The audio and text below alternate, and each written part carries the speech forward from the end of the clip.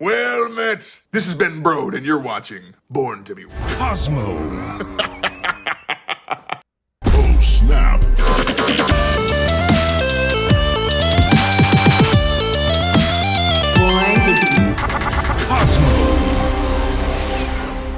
Welcome to Born to be Cosmo, the Marvel Snap podcast where we broadcast at flexibly scheduled times. And we are taking that to literal new heights, as it's been a little bit since we've last had a show. Although I think that this is an excellent time to have one at the heels of the current season. There's a lot going on and a lot to talk about, including some controversies, when are there not any, and an OTA that has shaken things up. Tumbleweed? No, No, not so really. much. No. And of course, here to provide color, commentary, insights, and to lend credibility to this enterprise, I am joined by my two co-hosts and very favorite people, ZombiesGoNomNom and NateWolfe. Guys, been a minute. Yeah. Happy to be here with you. Yeah, absolutely. Good to be here. Good to talk with y'all, and happy to catch up. Absolutely. Yeah, should be fun. So we've got a packed agenda, but I'm just going to go on a slight tangent for a second before we jump into the first topic, which is I caught this Friday's Born to be Wild live, which I haven't done in some time just because of life circumstance. And I got there like right as the show was starting, so I got to hear the introduction. Uh-huh. Yeah, wow. Talk about giving me imposter syndrome. They're so polished and smooth, and we and by we I mean I are so jank and ad hoc. But I suppose that adds to the charm because Yeah, duct tape adds charm. much like my ad hoc podcasting style, that branches nicely into our first topic, the OTA that was released on October 24th with a myriad of balance changes that had people talking. There were some weird choices, that's for sure. Oh, Yeah. there were some choices, all right. There were definitely some choices there that they made that, well... But fear not. Even though the choices were weird or inexplicable, the discourse in the Marvel Snap community was cordial, logical, and respectful. Yeah, As right. always. Yeah, just kidding. Yeah, so let's go through the changes. Maybe what we'll do is I'll just read them all out top to bottom, and then we can kind of go through our thoughts on them all because there are going to be many, and I'll just ask you guys to try and refrain until I get to the end, although feel free to sigh, grunt, and exhale. So change number 1, Storm's stat line change from a 3-2 to a 4-5. Misery, stat line changed from a 4-7 to a 4-8. A buff. Electro goes from 3-2 to 3-3. Another buff. Rock Slide comes full circle, going from a 3-3, returning to its original 4-5 stat line. Shadow King, a card that was in desperate need of a buff, finally received it, going from a 2-2 to a 2-3. Rolls eyes. And yeah, rolls eyes. The card that I did not expect to ever see on a Nerf sheet, Claw, podcast fan favorite Claw, goes from projecting 8 power to 7 with its ongoing ability. Daredevil gets buffed from a 2-2 to a 2-3. Meek goes from being a 1-0 to a 1-1, so all the negative Meek gamers are crying. And last but certainly not least, Typhoid Mary goes from an ongoing of providing -1 power to all other cards to just the cards in its column and it's at its location. Mhm. So, wow. Yeah, that was I sometimes I feel think- like they close their eyes and they throw a dart and they're like, oh, Daredevil. Like, oh, we'll do Daredevil. Like, Well, it's why? like, I think the thing is, I mean, we know this. They like to spread these things out.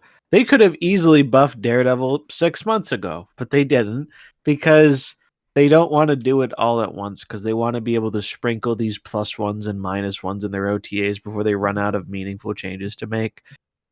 But Daredevil's like one of the only changes in this patch that actually made me happy. Well, yeah. I mean, weird example, right? But like You some of didn't mean these the are misery buff didn't make you happy? The misery buff is funny because the misery one we knew beforehand, right? And I think most people are pretty happy for the misery buff, but it's funny because like the deck that was using misery the most was Darkhawk with Rockslide, and now Rockslide kind of sucks in that deck. Unless you're running Zabu, so it's like, oh, did misery really get buffed this patch? I'm not so certain.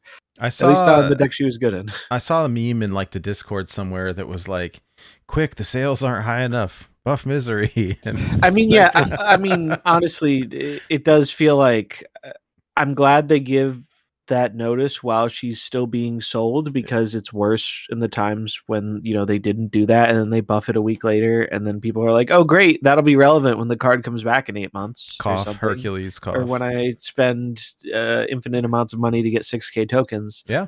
But yeah, so like, here's the thing about this patch: like half of it isn't even bad per se.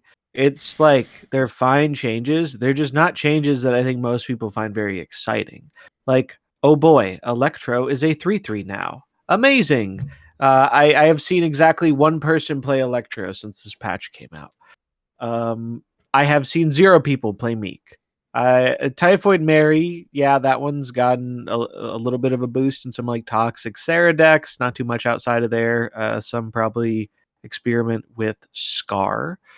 But I think the thing is, the buffs didn't make people want to really try too much new stuff. And because the buffs weren't that inspiring, right? It was mostly just like +1s, which it's not like they don't matter. It's just it doesn't fundamentally change things for most cards. Right.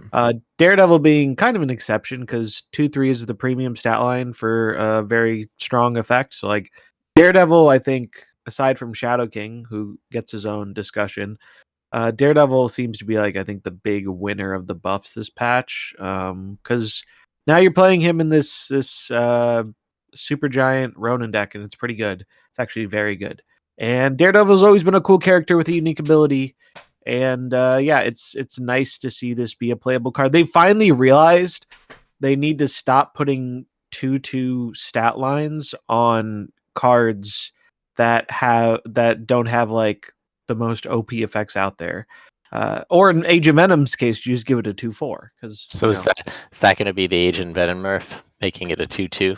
I think it should be a 2/2. Honestly, make it a Okoye. Its effect is strong enough. Although knowing them, they'll probably make it a 2/3 or something. They'll give it the same spiel Nocturne got, which is, well, we know it's more thematic the other way, but after some time to consider it and seeing how the data is improved, we have decided to take 1 power away from Agent Venom. And it's like, okay, sure, that'll happen in like 2 weeks or something. And whose voice are you trying to emulate there, zombies? I'm just doing my my Loki voice. Okay, all right, fair enough.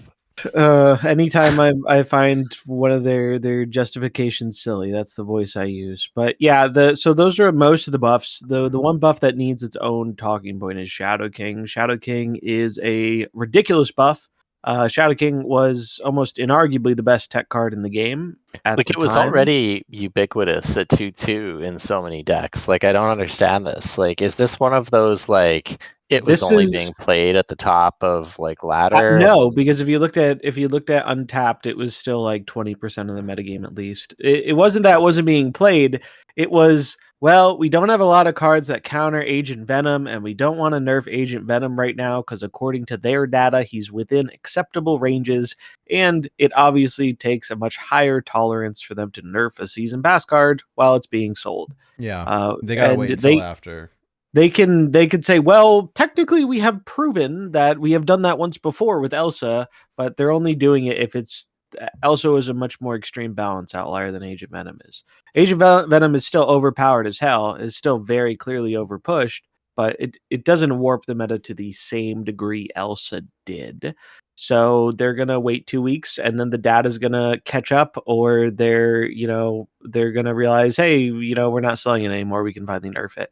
But the Shadow King, I think, was them trying to throw a bone to the people who are tired of Agent Venom. But the thing is, people were already playing Shadow King against Agent Venom. The Agent Venom deck is already running Cosmo to help prevent that. It's like all this did was make it so any deck in the game can run Shadow King for free, because now if you're playing a matchup where you don't need it, it's just a relatively premium body. You just play it. It's like launch Mobius.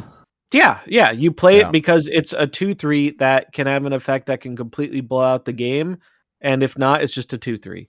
It's like this card was already really, really strong, and I think most people, if you ask them, would, especially at the top, would say, yeah, Shadow King's the best tech card in the game.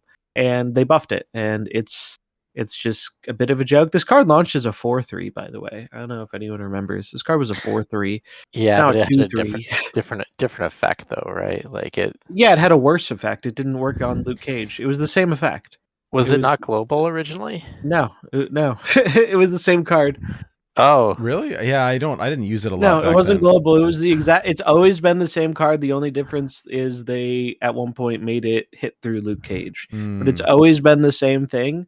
And they've just progressively made it smaller and smaller. I'll be honest. When I heard there was a Shadow King change, I thought they were nerfing it. I thought they were going to make it like a 3/3 because it was like so good. And no, we'll just make it a 2/3. We'll just make it a 2/3.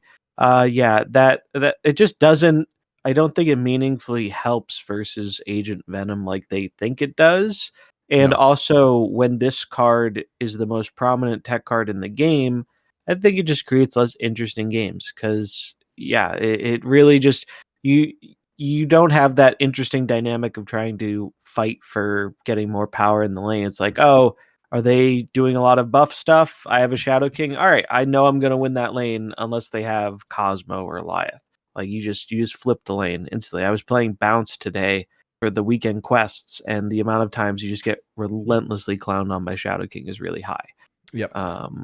So yeah, I think most people don't like this change. It's even people who like Shadow King. I know a lot of people who like Shadow King who are like, why are they doing this? Like it's just silly. The card was already very, very good, and so that definitely makes you feel like, do they know what's going on in the game? Are they in tune with what the reality of their game is? Because this change does not make it feel that way. what series is Shadow King in? Series 3. Mhm. Series 3. But that's it for the buffs. Those are all the buffs. I mean, I don't know. Aside from Daredevil, there wasn't really anything exciting with the buff cards. I mean, Typhoid Mary a little bit, but The Storm was interesting. Yeah, Storm's a buff. interesting's a word for it. Yeah, surely Let's bigger talk- number, better card, right? Yeah, let's talk about the Storm buff. So it got buffed from a 3/2 to 4/5. End of Yeah. conversation. Next. Yeah, Yeah, I the don't. storm change. I'm so mad about it, man. I'm so mad. I actually have. It's they literally want the game to be only for people who are willing to exert 2 brain cells in this game. I don't know a nicer way to say it. Like they make so many changes, and I was talking with Safety Blade about this, and they just keep making more and more changes that limit the way you can play the game. Yeah. And now you might think, saying this, oh, you like Lockdown, you must have loved the Storm War Machine Legion combo. You're salty this combo got nerfed. No, I like Lockdown. I thought the Storm Legion War Machine combo was kind of dumb. It wasn't very interesting. It was just kind of like an I win button. Well, And it wasn't very satisfying, I felt like. so counterpoint to your comment that this limits people from playing the game, doesn't Storm by design limit the way that people play the game because it's interaction? Wouldn't one argue that by reducing its ability to affect the board, you're opening up play avenues and possibilities? Now, I don't actually believe this, but I mean, I'm trying to think of a rationale around it. So I'm curious why you think this takes away agency, why this benefits players that don't want to think, and why the way that I phrased it isn't necessarily so. Because I think there's a actual like an intellectual conversation to have about that. It's just what it comes down to is Marvel Snap is a game all about power, right? And we've seen multiple metas where it's all about just slamming the most points. You're trying to get bigger number than your opponent. And I think for a lot of card game people, eventually that becomes less appealing. You want different axes to interact with the game on to make more interesting decisions. Storm was a really cool one because let's talk about Storm before they buffed War Machine and made this whole combo. Storm wasn't even very good. The lockdown decks have fallen apart over the past year, nerfing Professor X. Yeah. Sure, that made sense at the time, but Storm's kind of the last bastion of a playable lockdown card, and it has been so far away from being problematic for pretty much the whole life of the game. Most of the time, Storm has been problematic. It's because there's another card doing a thing, and that's literally what happened this time with War Machine. Like, Storm on its own really has not ever been a super imbalanced or oppressive card. And in the last few months, it's barely even been played because you couldn't really afford the tempo loss of playing a 3-2 a lot of the time because you would have a hard time catching back up, or a lot of the cards that you were using to get into the Storm lane later, like Miss Marvel or Doctor Doom, those cards aren't quite as good as they used to be due to the natural power creep of the game and how it's changed. So when I say they're trying to dumb down the ways of playing the game, like they're reducing the options that are not as about, hey, I'm just doing bigger number than you. And we can see that with the Storm change, kind of invalidating Lockdown as an archetype at this point. We can see that with, and I'm not saying like some nerf wasn't deserved of the combo. I think it was. And the same with like Clog. Clog was one of the best decks, and it got very heavily nerfed. And I don't know about you, but I haven't seen a Clog deck in a while after that change. And while it's nice not to have to play against Clog all the time, I think there's a better balance to be struck in letting these it's a fine balance to let different strategies exist without letting them take over the game. And I think they're kind of tired of trying to find that balance. And so they're just like, we're just going to make these cards so bad that their strategies will never go above that threshold that we don't like, which like we've seen with, Galactus was one of the first ones they did that with. Now it's like these other archetypes, but the Storm one is especially stupid to me because you have 3 cards you can nerf for this combo. You have Storm, you have War Machine, you have Legion. Coincidentally, Legion and War Machine are series 4 and 5 cards. Mm-hmm. It's funny how that works. But let's take a moment to pretend. Let's pretend all these cards are the same series and that has nothing to do with it. I think they should have changed War Machine because War Machine's the thing that created the problem. This combo existed on the old version of War Machine, and it was very bad because you had to play the cards all in a row, and War Machine only gave you 1 turn of the effect. So it just allowed you to put Legion in the Storm lane, but you couldn't get any more points onto the board unless you're like floating with the Sunspot or doing something like that. So the combo was bad. Right? I tried it. Yeah. I played it. It was bad. It was not a good combo. People didn't play it. It wasn't good. And then the combo became good when they gave War Machine ongoing, and it was understandably frustrating to play against. And even as a lockdown person, I found this incredibly uninteresting. Storm creates interesting tension.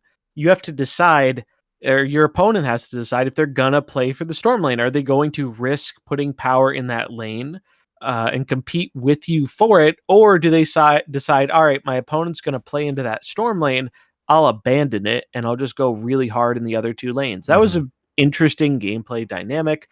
Not to mention, it also kind of teaches early game players about some of the different cards in their collection. A classic early Marvel Snap combo, Storm into Jessica Jones, for example, where it's like, oh, you close down the lane, so you don't need to put a card there anyway. Like that, I think that's one of those like early 2-card combos that people found really cool when they only have the basic starter cards. Yeah. But if War Machine created the problem, I think War Machine should have been the thing that found the solution. And the main reason for this is I think War Machine was the easiest card to adjust that didn't completely kill him and the things people like doing with him outside of the Legion combo. So like War Machine's whole thing right now that it's really hard to do the Legion combo, is you can play Ebony Maw or play into an Ebony Maw lane, and you can play the Infinite without skipping. That's what it's used for. Right. Sometimes it comes up with the restrictive locations, but those are the two main things you're doing with it. And what do you know? They buffed Electro this patch. So wouldn't it be interesting if they made War Machine a 5-drop that had a bigger body, and then you could curve out. You could go Electro on 3, War Machine on 4. He would be a bigger body, and he gets around Electro's effect. So you can play multiple cards. And then on turn 6, you'll have 7 energy. So you can play Infinite, Ebony Maw. It also would be more fitting for the character. War Machine's this big, imposing force. He would cost the same as Iron Man. like from a lore perspective, like I think there are a lot of wins there. Not to mention, in terms of character popularity, none of the other two in this category are even close to Storm in terms of like how many fans there are of the character. Oh, right. Like yeah. Storm is like one of the X-Men, right? Like Omega level mutant, one of the most iconic characters in X-Men. Yep. And Legion and War Machine do not have those same kind of roles. Like they're cool characters and all, but they're nowhere near as iconic. They also don't have nearly as many variants that people have collected and split over time. Like there are a million different reasons why I think this change should not have been to Storm. And I've actually played Storm after the patch, and there's like one deck I've seen that it's kind of playable still, but it just I tried and feels it's bad. bad. It feels bad. Yeah, I agree. I tried. And you know the funniest part to me is they decided to allow the combo to still exist if you want to play Zabu and Psylocke. So I promise you, the people who got mad about the combo, even though it's going to happen less, they're going to get just as mad when someone does it to them with Zabu and Psylocke as they were before. It'll happen less, so they're getting mad less often. But even as someone who likes Lockdown, I have no problem with essentially deleting that combo from the game because it was kind of a silly combo to exist in its current form, and it really removed a lot of, I think, the interesting aspects that made a lockout type strategy cool, which is like the tension and having to set it up, and instead of just, all right, I played these 3 cards, I win the game. Like Storm decks weren't usually that simple before the change, and War Machine is just so boring. It's just a big stat stick card. It's a decent body that lets you play bigger bodies. And that's what I mean, going back to the original point of it. It feels like the more interesting ways to play Marvel Snap that are trying to do something other than just, hey, I have bigger number than you, or hey, I play a card that makes your big number small or not relevant or whatever. Feels like outside of those two types of strategies, they really don't want there to be many other options. And as someone who likes deck building and experimenting and diverse metagames, it's terrible. And it's really lessened my interest and passion for the game.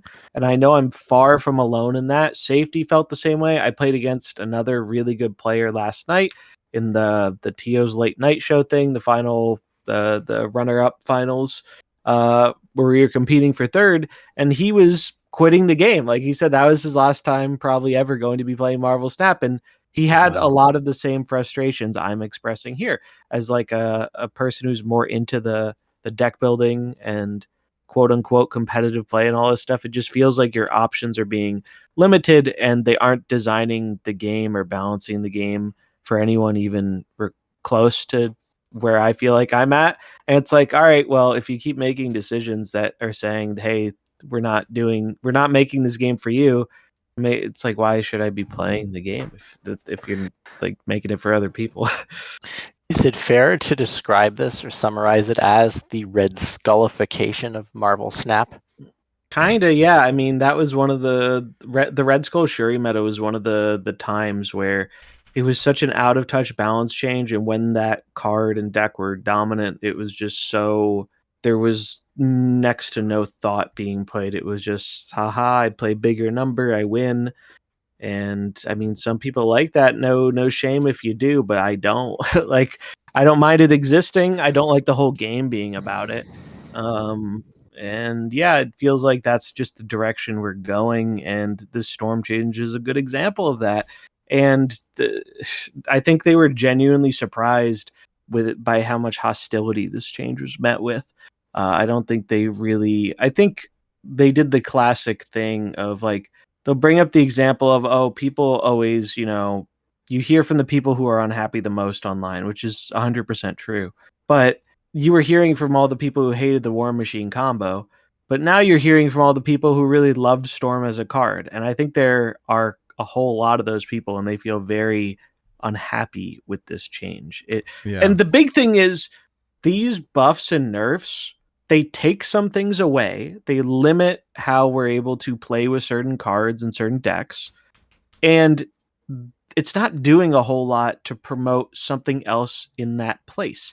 It's not filling the void of what just left with something new and interesting to do. That's, I think, the big problem. It's like when they nerfed Zabu. Remember when they nerfed Zabu and they were like, yeah, we know Zabu isn't that problematic right now, but we want him to go away to, get some data on 4-drops and see what the game is like without Zabu for a while. And then 8 months later, he's finally back and he's kind of okay now. But I hated that Zabu change because it just felt like you just took away so many options in deck building and nothing new or exciting replaced that. They're just less decks. There are simply less decks and less options to play. Yeah. And I think when you're doing that, I don't understand how anyone can view that as a positive when you're taking options away and not giving anything to replace that or try in that place. It just feels terrible. Yeah. Yeah. No, I agree. I think you've said it pretty well. I don't really have anything to add to that. I prepared for this because we, in the late night show, we had an unprompted like hour rant before we even started, where we were just going off of, because it was like it was yesterday, so it was kind of fresh off the OTA, Still raw. relatively. Yeah. And Yeah. I've had so many discussions about this, and it really frustrates me that this is the direction they decided to go. And it's annoying because their philosophy is so well, they don't really have a fear of getting something wrong because of their fix it later mentality. Like, it's like, well, it won't be like this forever, guys, but here's a question. Like, it will be like this forever for some people, even if you don't change Storm, because I think how bad this patch was, like, it will not surprise me if this is the final straw for some people. And so maybe you make Storm a 3-drop again eventually, or you do something to make her less terrible of a card.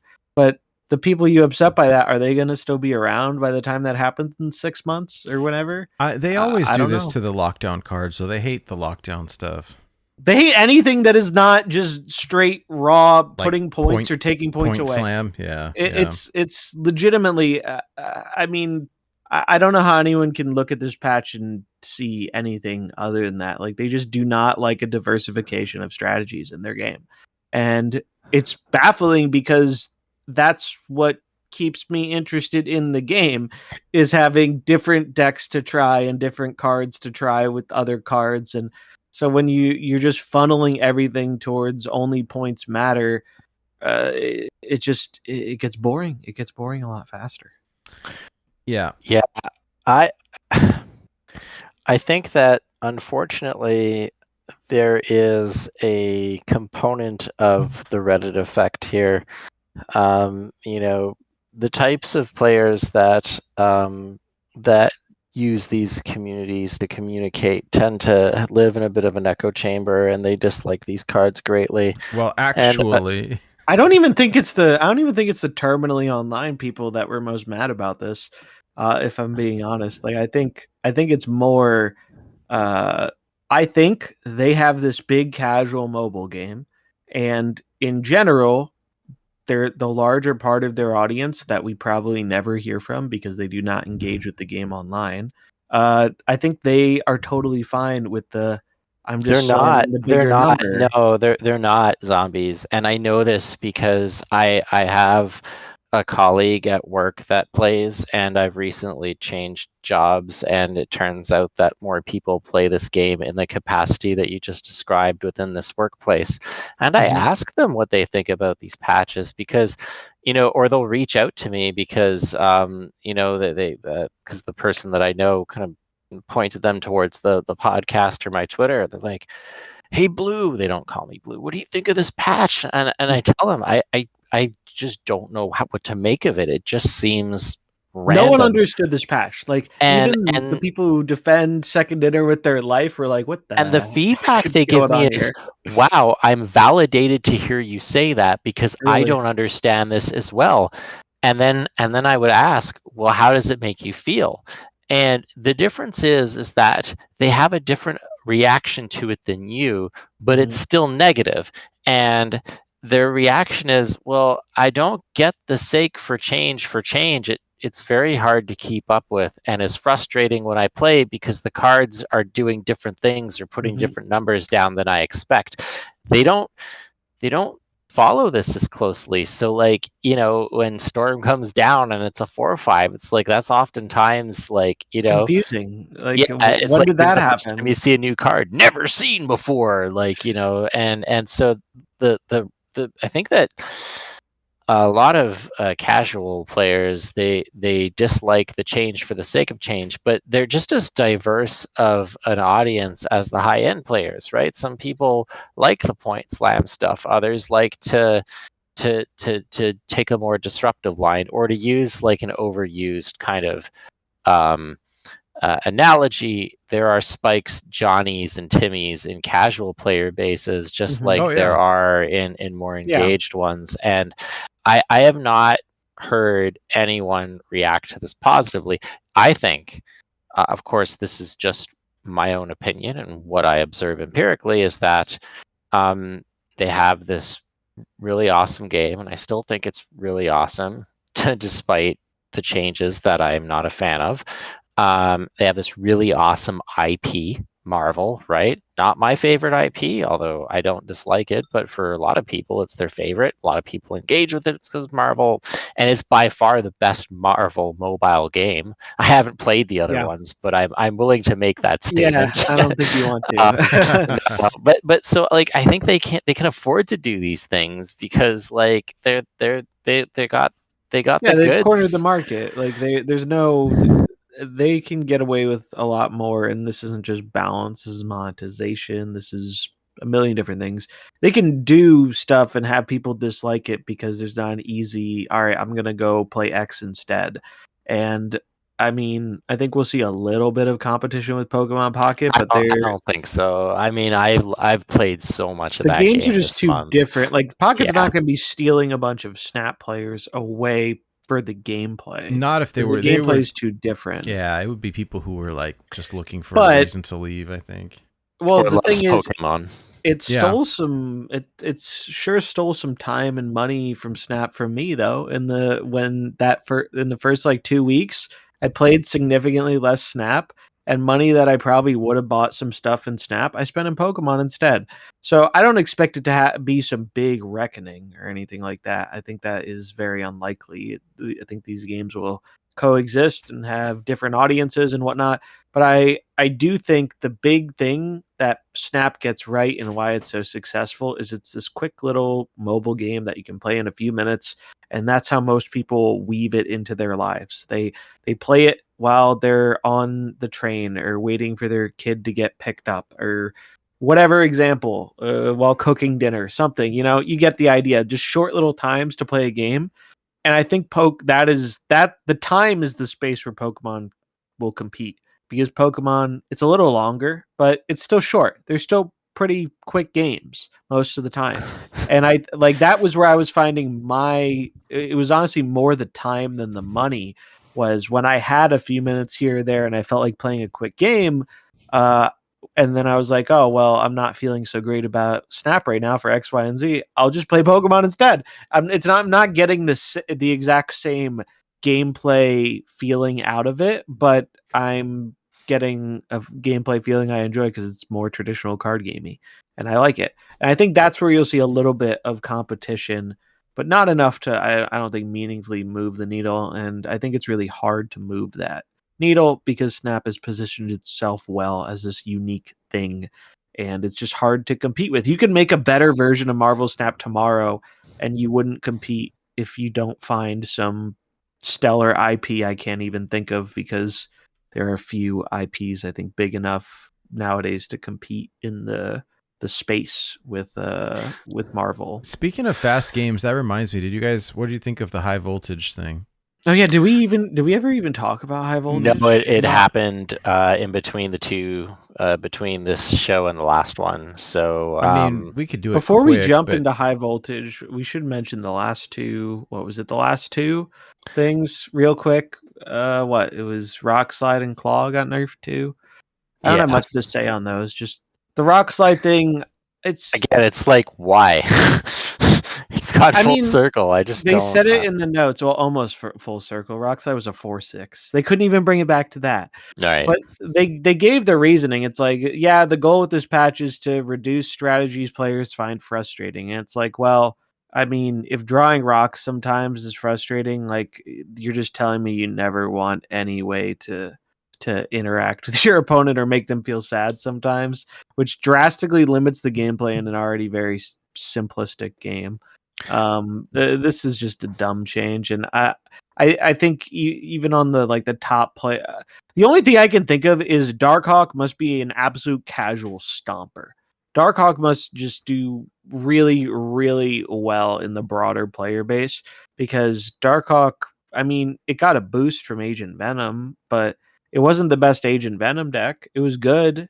It was like pretty good. Darkhawk as a card has always been good in one form or fashion, for sure. It's been nerfed so many times, yeah. and it's still chugging. And It's got to be like a fan favorite, I think. It's. I think that's part of it. You know why? Because it makes you play the game in a unique way, and they're trying to stomp it out. Like, oh, you're increasing your opponent's deck size and getting a payoff for it, and then sometimes they draw a rock, so they're getting one less card, and can't have that. Can't have that. So we're gonna make it a 4-drop, so you won't draw rocks as much. And yeah, don't like that. And then the claw change.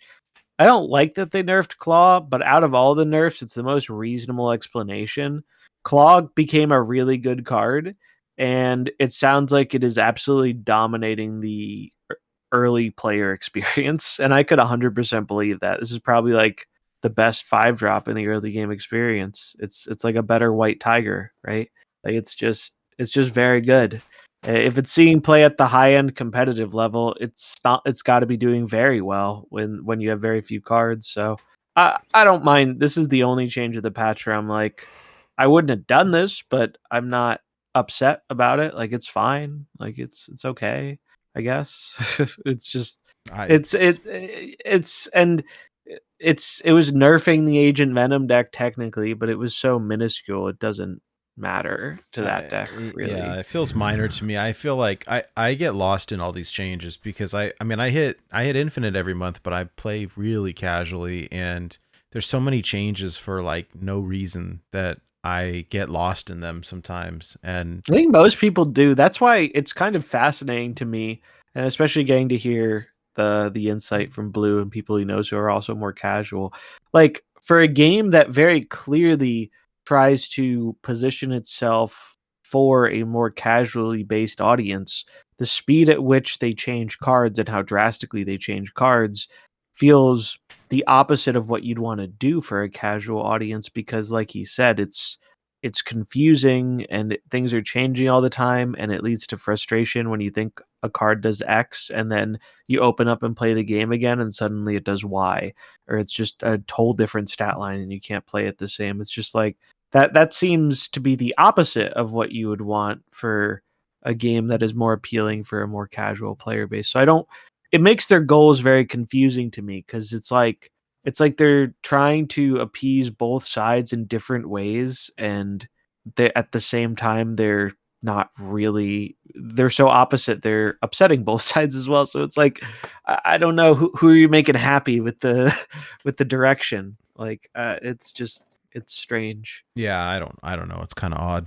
But we can talk about high voltage. High voltage, if you're someone who doesn't like the negative things, I feel like high voltage would be a pretty positive segment. Like I have a lot of actually nice things to say about high voltage. We've already spent 40 minutes on on the OTA, so I don't want to do it too long. But yeah, let's go over it. I mean, I think it was interesting and definitely worth talking about.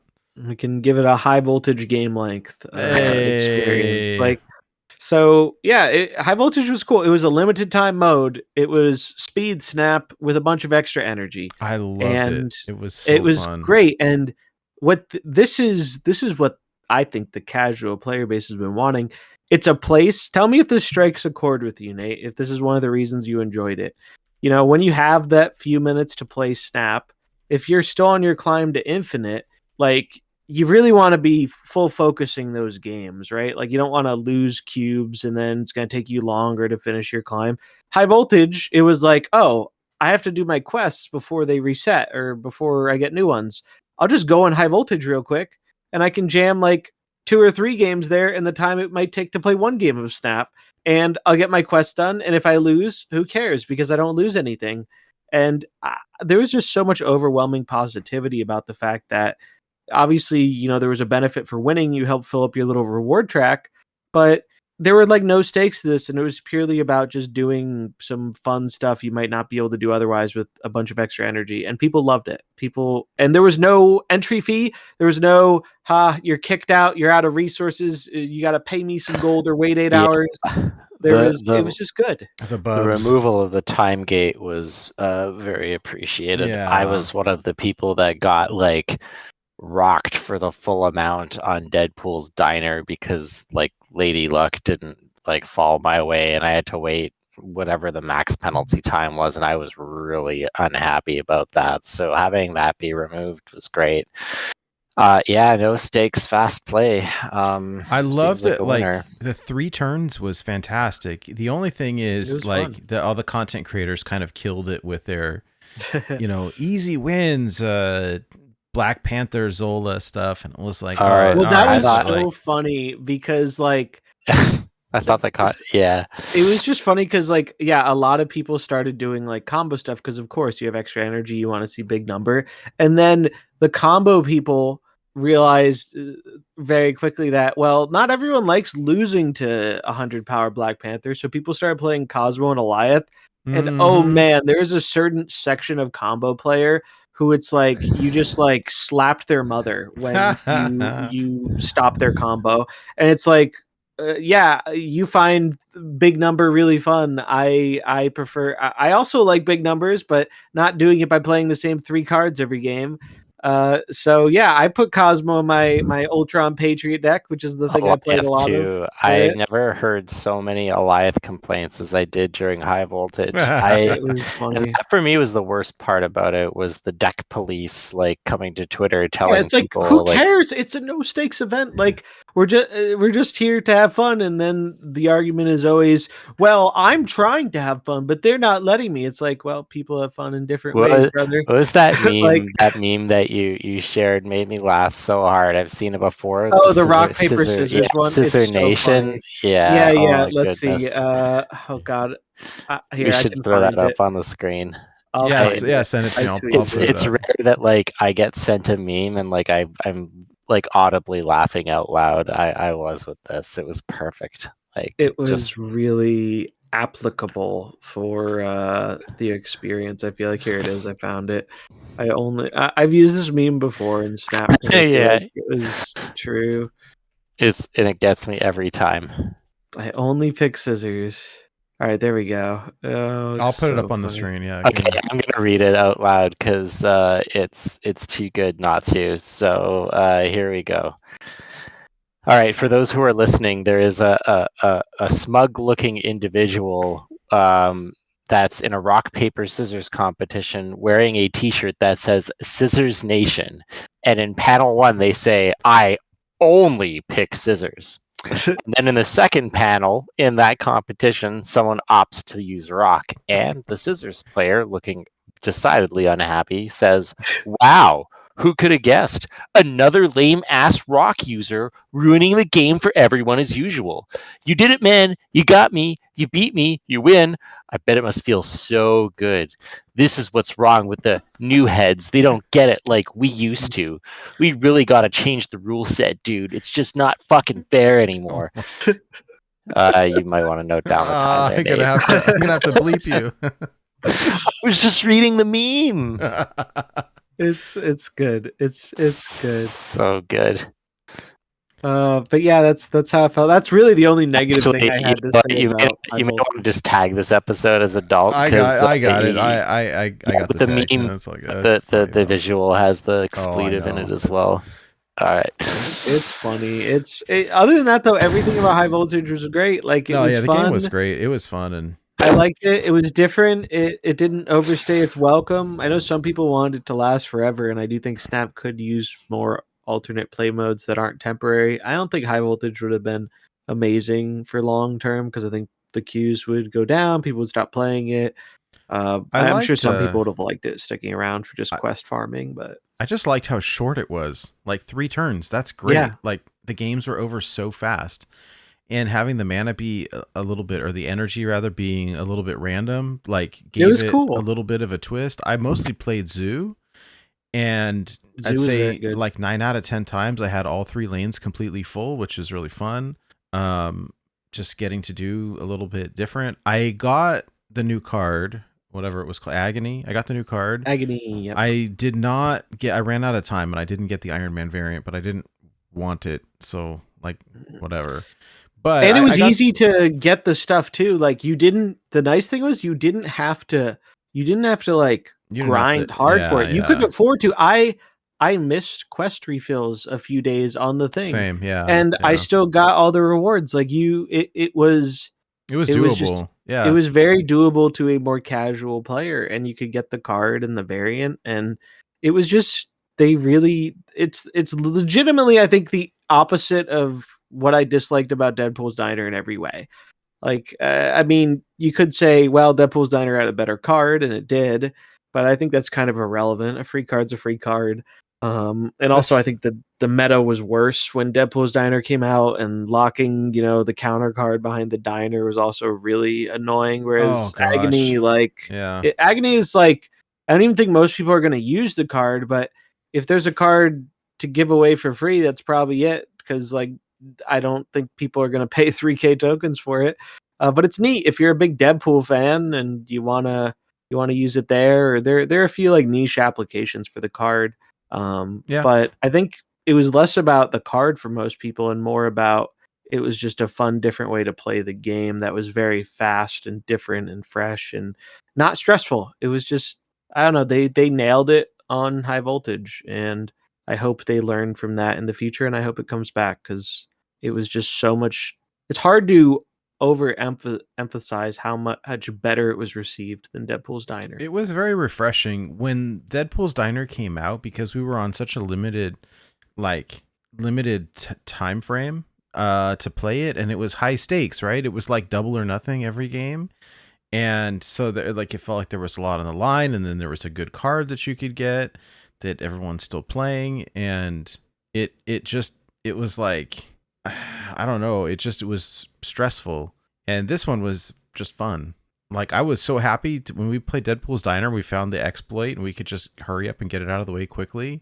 Mm-hmm. Like it was a relief, where this was like, I was excited to play.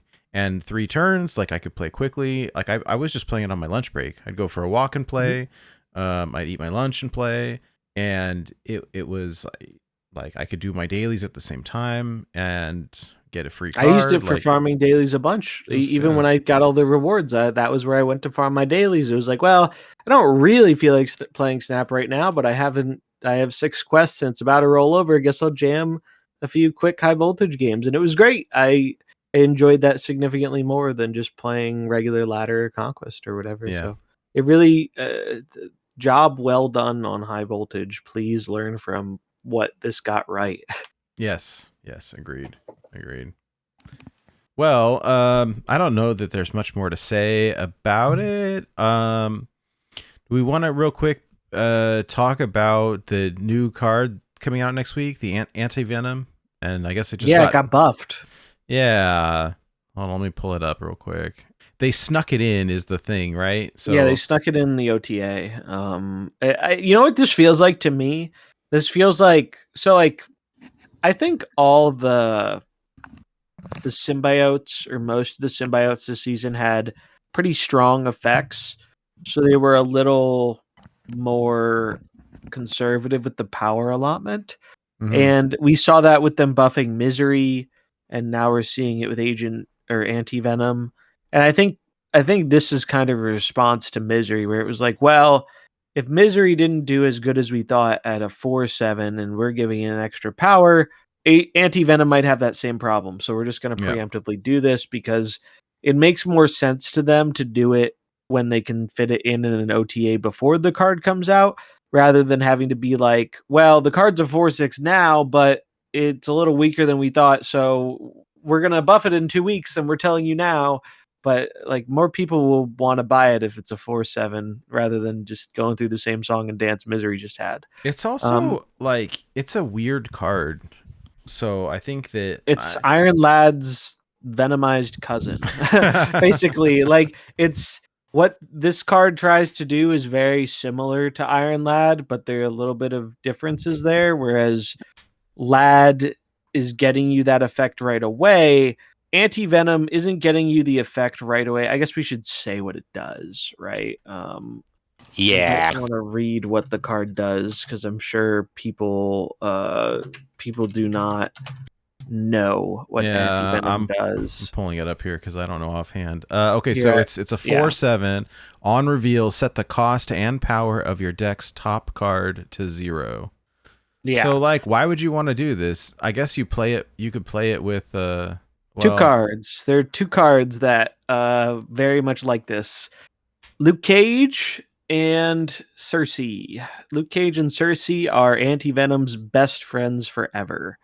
Because Luke Cage will cancel out the 0 power, and Cersei can make it kind of just, you do that to a card with a powerful on reveal, you get value off the body, then you upgrade the body. That is, I think, the way to play this card.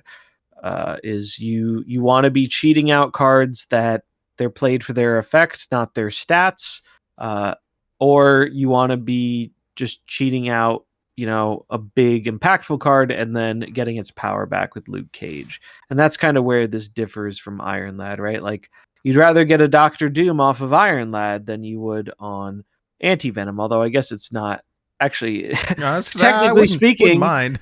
Anti-Venom's probably better because it's one bigger than Iron Lad, right? And Yeah. the power's in the other lane, so that's probably not a good example. But you get the idea. Whereas Iron Lad, you don't get to time the effect, right? Yeah, Galactus, that's another good example where you'd rather hit Galactus with Iron Lad than you would Anti-Venom.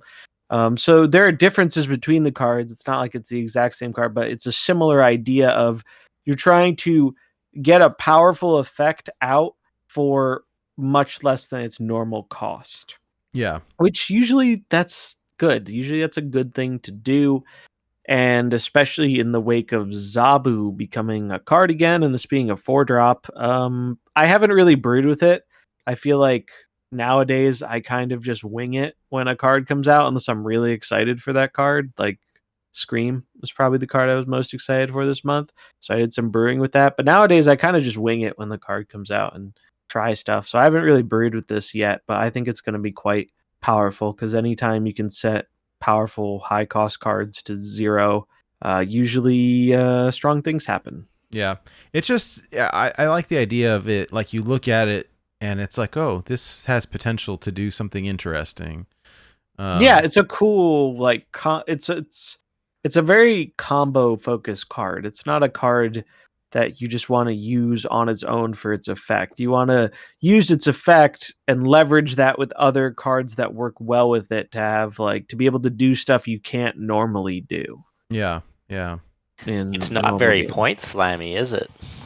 I mean, it's a 4/7. It is a 4/7. It's not bad on points. And if you want to get technical about it, right, with Luke Cage, this could be point slammy. God, could Luke Cage be any more cringe? Yep. Yeah. Well, hey, at least you can still hate on him with Shadow King because he doesn't protect it anymore. Hey. But yeah, it's a cool card. I don't know. I'm gonna pick it up and mess around with it. But outside of Cersei and Luke Cage, I don't know what you really do with this. You play it in an on reveal deck, right? Like you'd be happy to get a white tiger out of this, right? Because it's a 1 power card anyway, and you get to play it for free. or I don't know, maybe some kind of Namora thing where you're getting a lot of stats out of her body, and those are the lanes you're going to try and win. The big potential for this is like surprises, right? Because you can hold that 0 cost card until the final turn. You don't have to play it right away. Whereas when you high roll an Iron Lad, they know right away, right? They Right. know you got a Doctor Doom. So if you're snapping that, they might just leave. Whereas Anti-Venom, they don't know what you've got coming out, right? I So I assume think there's an element of surprise to this card. does Mobius Mobius should stop it. should Yes. stop it, right? So But Mobius has seen better days. oh yeah. The meta does not have very much Mobius in it. Maybe I'm sure it will on day one because people will either buy the new card or play the counter. But Mobius is not very relevant in this meta, so I don't think it's gonna hurt Anti-Venom too much. Yeah. All right. Well, it looks interesting. It's a cool design for a card. I'm curious to see how it lands in the context of the current meta. The only downside is there's a lot of Cosmo in the meta, and if you do want to play this in on reveal stuff, you might just kind of have a bit of a bad time versus Cosmo. But what are you gonna do? Yeah. All right. Well, cool. Shall we move right along? Yeah, sure. Yeah, so I think that with the current state of balance, the meta has kind of narrowed quite a bit. It's a solved meta. The season's almost over. And it's pretty interesting what decks kind of consolidated around being the most powerful. And I think that the biggest story for me is how one card, Agent Venom, brought back and transformed a beloved archetype to near like meta tyrant levels, at least in terms of play numbers. With Which Control one? Sera. Yeah, yeah. I guess, right? honestly, you say that, and like I'm thinking of 3 different decks. I'm thinking of the Kitty Thena, I'm thinking of Control Sera, and I'm thinking of Bounce because they all Yeah. got a huge boost Yeah. from Agent Venom. Right. Yeah, I was gonna say Even Darkhawk before the nerf too. Yeah, and Bounce got two buffs too with one of the other new cards. Yeah. And Toxin. so Toxin, thank you. Yeah, all these names were so samey. It's kind of hard to disambiguate. Yeah, but you've got this meta of like Agent Venom, Bounce, this card, and like some of the old holdovers like Arishem. The War Machine deck post patch. Oh my War god. Machine post patch. Yeah, I mean it was their pre patch, but like yeah, so it's pretty narrow. I don't really know how much there is to say about the meta. Usually things get shaken up with a new season, and of course, if the new season doesn't shake it up enough, then the OTA will come, and of course the OTA will be able to hit some of these cards as they'll no longer have the season battle pass shine on them anymore. The plot armor. I mean, outside of like the theme, like setting things to 4, like does Agent Venom really need Why to is be it a 2/4? Yeah, Why is it a 2/4? That's like, so we just had this ridiculously conversation silly. about 2/3 being the premium stat line, but they It's gave just a it 2/4. they gave it But you have to carefully plan your deck around playing cards that have 4 or less power. That's so hard to do. It's totally not like most of these decks that you put it into already existed and did not need to be modified in any way to fit Agent Venom. Like it's just I don't know. When I kind of want to go back and see people's initial reaction to Agent Venom in the data mines because I feel like for a while when we would see these really overtuned cards in the data mines, they would get like tuned down before release, and that was like a trend, right? Yeah, remember when I- Hope Summers gave +2 energy in the data mines and all this other stuff? Like they would try the card at like crazy unbalanced power level, and then they would bring it down before release, and it came out, and it was more reasonable, even if it was still really strong. And it feels like they haven't done that in a while, where they aren't making it as crazy as some of those, early never released cards we saw. But now when you go back and you look at Agent Venom 2 months ago and you're like, that seems a bit too much. I don't think that's going to release that way. And then it does. And it's like, oh, okay. I guess we're doing that this season. Yeah. And it's like, it's an interesting way to, build around. And I kind of like the card. I just don't like how hilariously pushed it is. Like I think it just it doesn't make for the deck building kind of does it itself. Like you're not having to go deep in the tank to think about interactions. You're thinking, does my card have less than 4 power? Okay, it has 4 power now. Easy. It's very simple, yeah. and it's incredibly busted with Iron Man and Cassandra Nova and other low power cards, and that's cool and all. But it's like, if we're gonna make those cards that are already strong way stronger, why is it on the most premiumly statted 2-drop in the game? Like what are we doing here? Like, It'll get nerfed. come on. They'll hit it at least down to a 2/3 like post season pass. Yeah, I feel it'll like be a that's why 2-3 or 2-2. I think Yeah. one or the other. They'll probably go light with it. And the card, the thing is, it's not like we're trying to delete this card. The card will still be incredibly powerful. It's just like, why does it have to have an incredibly powerful effect on an overstated body? Like, usually there's a trade-off there. How long did we have Okoye giving +1 to the deck, and it was a freaking 2/2? Like, and it was hilariously underpowered. We have Agent Venom, who's Okoye on steroids, and also, I mean, she's a 2/3 now, but double her old stats. Like, what's going on? It's just because it's the season pass card. It'll go. It will lose a little bit of its shine. Yeah, I'm it's sure. just annoying because it makes things feel very artificial when it comes to the metagame. It doesn't feel like the metagame is this way because, people spent a lot of time figuring it out and trying all these different things. The decks people are playing with Agent Venom are kind of mostly the same decks people were playing with it on the first week. Yep. Like, it was figured out very quickly because it was kind of obvious what to do with it. And even in the wake, you know what's funny is now with the Shadow King buff, you're seeing some Agent Venom decks are just running Shadow King. Oh yeah, I'm running it in like, mine. I've been playing the Sera deck and yeah, it's just yeah. funny. It's very funny to me. Like, I don't know. It feels bad when it's such an artificially pushed thing that they're gonna nerf, because I don't know. It's more interesting when it feels like you see the player base come up with these interesting combinations or strategies that people wouldn't normally instantly think like, oh, this is the way you do it. That's usually pretty cool. Like, I saw a little bit of that with Scorn, which was neat. The discard card, Right. or people trying some stuff with Agony, even though it isn't that crazy of a card. It's interesting to brew around with, but the Agent Venom kind of just builds itself a lot of the time. Yeah. Well, it's so versatile. There's I mean, right off the bat, right? We're looking here at this like meta report, if you will, and it's in 3 of the decks, right? We're playing it in Bounce. We're playing it in yeah, because those decks haven't changed because of no, it's like the stuff that we were running Bast in. Now we're running Agent Venom. Now you're running both, yeah. Yeah, why not? It's great. Big Bast, cool. Right? Yeah, Big Bast. I like Big Bast, and I cannot lie. Yeah. It's fun though. I mean, I've been playing the Sera deck, and it's been fun. My win rate's absurd. It's a good time to be a Sera player. Yep, she definitely came back with the force. Like, it's not even like it's the worst meta or anything. I don't think it's a terrible meta or anything. It's just like the Agent Venom decks are very, very pushed and definitely dominating. Yeah, this deck's great. Like, this is almost card for card what I was playing at the start of the season. I think the only difference was there wasn't as much ongoing yet, so I wasn't running Rogue.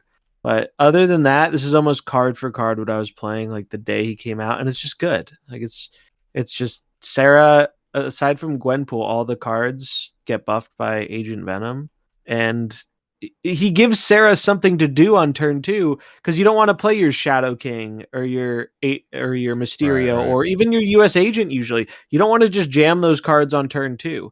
So giving Sera another proactive 2-drop that is overstated, that buffs the rest of your deck, is just incredibly powerful. Yeah, Mysterio is a monster in here. He's mini Doom. He's Doom's depending cousin. on how the Gwenpool hits land, could be Maxi Doom. Yeah, that it's interesting. We'll have to see. I may pull it back in. I was just seeing a bunch of giant things that I couldn't kill, and yeah, you know me. I'll never knock you for playing Shang. Yeah, right on. No, it's been It's just good. a meta call. It's just a meta call. Like if you're seeing that stuff in your meta, it's probably right to play Shang-Chi. I'm down at like the pleb ranks, so it's I don't know. I'm not playing against the highbrow players. No offense to anybody. I'm down at the I don't know. I think from early on, like I take this game really casually. When we were playing a lot of Wild Hearthstone, and it was like the day 1, day 2, day 3 grind to legend, keep the 11 stars and everything. And I think when I picked this one up right off the bat, it was like, all right, I need to chill out a little bit. I need to do this more casually and not, That's good. and so I'm happy to be hitting infinite every month, but it usually is like the last week of the month, kind of late and a lot less stress. This is later even. Yeah, you usually hit it by now though. No, it's just been busy, and I just wasn't super like work has been busy, life has been busy, and I've been playing casually. And then the high voltage thing came out, and I was only playing that instead of laddering because I wanted the free card. So I, instead of laddering for a week, I did that for a week. So that's why I'm a week behind, but it's worth it. So yeah. Anyways, do we want to look at a couple of these decks? Do we want to talk about the AI thing? Do we want to look at new cards? Or I really want to talk about the AI thing at some point. But if there were any other decks that we wanted to look at or anything else, I haven't been doing a whole lot. So perhaps maybe I'll lean on zombies if there were any other decks that you think Mort mentioned that kind of fit into the theme of interesting meta decks or interesting counter meta decks. I know we went off before on how much of the meta is point slammy, but if you have anything else. Zombies knows the meta much better than me. I will say the four decks that feel interesting to me, I feel like Bounces back with Toxin. The Scream deck, like the move deck, is very good. A lot of points. Discard is back-ish. And the Scream deck is actually quite good, even though it was running the War Machine combo, and then that obviously got nerfed pretty hard, so now it's not. But I'm always genuinely impressed by, like, the Scream deck has really, really good stats on Untapped. It does, and yeah. I think I'm surprised because I'm a bit biased because I feel like it performs a little bit less good at the top, although it is still performing fairly well at the top. This is top 1,000 stats you're looking at. Yeah, that's why the number is lower. So it makes sense, but I'm always genuinely surprised by how well this deck seems to do. The mirror matches are absolute hell because if they draw Scream and you don't, you are terminally sad. Yeah. It's really rough. But this deck is basically, I don't know, I don't remember who said this, but it's like it's the gotcha deck, not gotcha game, like got you, like it. You're trying to set up your plan, you're trying to bounce your cards, or you're trying to set up a Wong combo, or you're trying to do anything where you're playing your cards in a specific place. And this deck is just like, LOL, no. Like, you don't get to do that this game. I'm gonna Spider-Man your bounce target out, or I'm gonna Juggernaut away your beast, and I kind of love it for that reason. I think it's very fun, but that is what is making it more competitive of a deck, because when you're not doing that and interrupting your opponent's game plan while also profiting off of it because of Scream or Craven or Kingpin getting more points, this deck does not have a lot of raw numbers power. So, like, you got to be disrupting them and making their plan not work. And sometimes you also do get awkward draws where you just draw the wrong half of it, and it's annoying when you draw all your 5-cost and 6-cost cards early. Yeah, but that hurts. That's never super fun. But I'm genuinely surprised at how well this deck has done, and I'm happy it's done well because it means I can play Arrow, and Scream is the card I was most excited about for this month, and I love this type of deck. So I'm very surprised how well it does, because you might notice it's not running any tech cards. Like, tech cards are a huge part of the meta right now, whether you're trying to hate on Ongoing or hate on bonus power or Shadow King or what have you. But this deck doesn't run any tech cards. It's just raw, just moving stuff around while playing cards. And Yeah.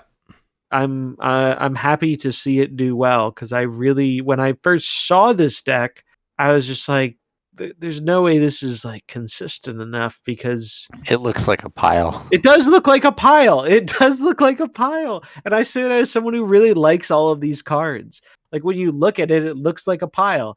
But it's that disruption of like messing with your opponent's plan and placement that really does kind of do a surprising amount of work. One thing I am interested in trying, though, is I wonder if Daredevil could be good in this deck. And I feel like Silk has been the weakest link in this deck for a while. Obviously, she's amazing with Craven, but outside of that, she doesn't do a whole lot in this deck. Sometimes she reduces miles too, but you have a lot of ways of doing that. And so I'd be curious to see how something like Daredevil would work in this, because being able to know what your opponent is doing on turn 5, I think would be very beneficial for this deck, because it allows you to better plan your cards like Arrow or Cannonball or Juggernaut. Like, Yeah. it lets you make a much better plan on turn 5. And so that could be something worth experimenting with if you like this deck. Like, I think 11 out of the 12 cards here are kind of spoken for, because you need like all the move stuff. But that Silk spot, especially, also Silk is really, really terrible in the mirror. Silk is so bad in the mirror because you just have this negative stat stick moving around the board and always giving them a screen proc or buffing their Craven, and it's just very funny. But I like the deck a lot, and I'm happy it's playable, in spite of, I was very worried this deck was going to be significantly worsened by the change they made to Scream. For those who don't know or don't remember, I think we talked about it last time. Scream was a 2/2, and they buffed it to a 2/3 because they made it so unflipped cards don't get hit by Scream, or Kingpin, for that matter. And that was a change I didn't really like, but they buffed Scream to compensate for it. And the funny thing about Scream is, like, now that's a 2/3, and I was trying this in the Storm deck I was playing. I was just playing Scream with no synergy as an anti-move card. Like, because worst case, you just have a 2/3 you play on turn 2.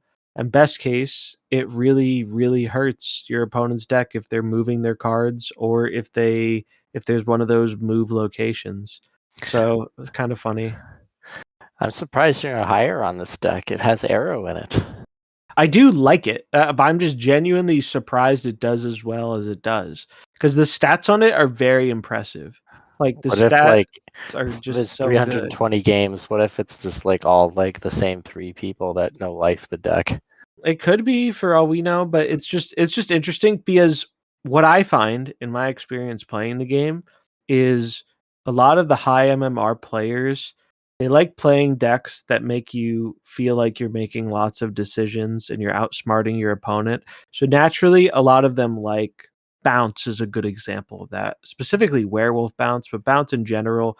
A lot of high MMR players like Bounce as a deck, because of that reason, that feeling. It feels like you can outsmart your opponent and whatnot. And though this deck can sometimes get one over on Bounce, if you don't get that key Juggernaut, or even just the Spider-Man move oftentimes isn't enough. It's really like Juggernaut's the big one, knocking him out of a bounce lane. Bounce just destroys you on points most of the time, especially in those games where you don't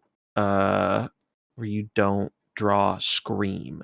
I think this deck is like the games where you draw Scream on 2 and the games where you don't are very different games. Like Scream, I think Scream on 2 pushes this deck to a higher level, and when you don't get Scream on 2, it feels significantly worse. So Yep. I don't know. It's I'm just happy to see it succeed, because it uses a lot of cards I like, and I always like the move your opponent stuff deck, and it was really bad for a really long time. And now it's less bad. Looking at the numbers, it's good. Like, it's straight good. I did not think this version would be good, but I don't think you can deny it because it's been good. It's been doing well, not just post patch. It's been doing well for a while. Before, a lot of people were running Storm, War Machine, Legion in it, which complemented the package rather well because Storm worked well with your move cards, and then War Machine, Legion let you do the lockout or do some weird location stuff. So I was worried when that got nerfed, even though I wasn't sad to see that particular combo go, even though I didn't like the Storm change. I was worried this deck wouldn't really have a leg to stand on after that support was removed from it, but it seems to be doing fairly well, which is pretty cool. I'm Very low happy play to rate. see it. Very low play rate. Yeah, it's only 320, but that's not terrible for post patch. 3.2% of that meta, whereas the other decks like Agent. Oh yeah, Venom, it's not that popular. I think a lot of people don't enjoy playing things that move, whether it's moving your own cards or moving your opponents. I think it's a bit much. I've heard this from a lot of people that it's just like they don't like having to think about the outcomes of like what if this moves here or moves there. Like you just have to recalculate where the points are going all the time, and I think a lot of people just aren't about that. They're just not interested in trying to figure all that out, and I can't blame them. Honestly, it is not straightforward. But yeah, I figured that was one worth talking about because it's interesting. And then I don't know if this is their stats on the Supergiant Ajax stuff. It might be too new. can try and see if there are any. Just really quickly, it's not popping up on the tier, but if I look at I'll search for Ajax, see what pops up. No. Yeah, okay. This looks similar to what you just shared. It's probably one card different. It's probably Cosmo over Copycat, I would bet. That's There's the Cosmo one. in here. Yeah. Here, I'm gonna So post it in the chat. it's Stefan's list, and I made one change to it because It looks pretty good. Low play rate, but it's he climbed a bunch with it at high infinite. I played this today a little bit. It did very well. I put Copycat over Cosmo mainly because Supergiant decks are all about gaining priority. And so I didn't really like playing Cosmo on turn 3. Cosmo can be cool behind a Supergiant though, or to respond to them like playing stuff that won't reveal to the end of the game. But I like Copycat in that spot because there are a lot of high value Copycat targets right now. Like all the Agent Venom decks are running stuff that Copycat likes, like Iron Man and Cassandra Nova, and Bounce is running stuff that is good for her too, like a Bishop or a Hood, or they're just a lot of good hits for Copycat right now. And she's a 3/5. I still think it's silly this card is a 3/5 with such a powerful effect. But the idea with this deck is you end up like Daredevil Supergiant was always really fun, but now Daredevil is a good enough stat stick where you just feel okay about playing it on turn 2, and that is pretty impactful because Daredevil in this deck is the thing you want to play on 2. You want to hold your Hazmat, you want to hold your Shadow King or your US Agent. And yeah, that the version below that's so this comes from It's just one deck Stefan. different. It's Yeah, his original list, one card. and he's always been a big Supergiant fan, and I have too. So I'm happy to see this work well. Echo is a nod to the rest of the meta, namely the Agent Venom stuff. Pretty powerful tech card in the meta right now. I don't have Bob. If you don't have Bob, play Silver Sable. Silver Sable is the universal Bob replacement, honestly, and I think it's more than okay. Like I think you will still have a great time with this deck without Hydra Bob and with Sable in that spot. You're just playing for Prio, and Silver Sable has synergy with Ajax, right? You afflict some negative stuff, you get a 1/3.